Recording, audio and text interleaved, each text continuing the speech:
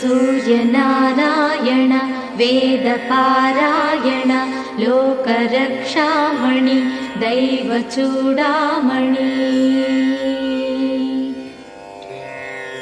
पद्मिनी वल्लभ वल्लकी गानलोल त्रिमूर्तिस्वरूपा विरूपाक्षनेत्र महादिव्यगात्र अचिन्त्यावतारा निराकार दीनापराकय्य ओ अय्य बुद्धान्त निर्धूत तापत्रयाभील दावाग्निरुद्रा तनुद्भूत निस्तार गंभीर संभावितानेक कामाज्यनीकंबुलं ఏకాకినై చిక్కి ఏ దిక్కునుగానగాలేకయున్నాడ నీవాడనో తండ్రి।